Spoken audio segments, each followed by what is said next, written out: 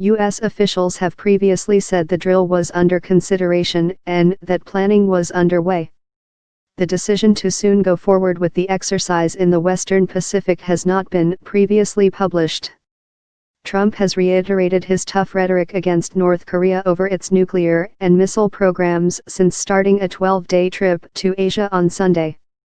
Speaking in Tokyo on Monday, Trump renewed his warning that the era of strategic patience with North Korea was over.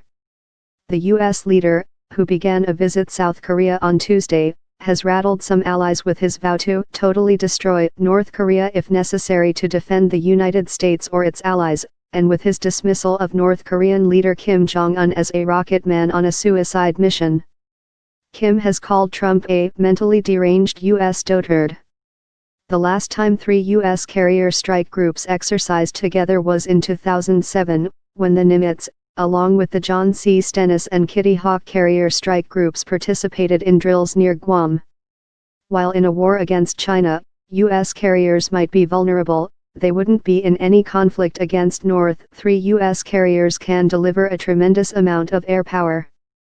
Carrier commanders say the strike groups are kept combat ready at all times, with jet fighters and surveillance planes flying constantly from their flight decks to maintain a protective screen. U.S. defense officials noted recently the presence of the 3 U.S. carriers in the region was reassuring allies, even though it was long scheduled.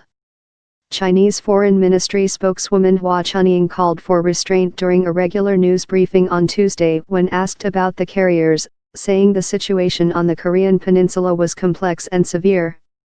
All relevant sides should exercise restraint, avoid irritating each other, dedicate themselves to lowering the tense situation on the peninsula, and at the same time make positive efforts to get the North Korean nuclear issue back on a track to a resolution via talks as soon as possible, Hua said, reiterating the long-held Chinese position.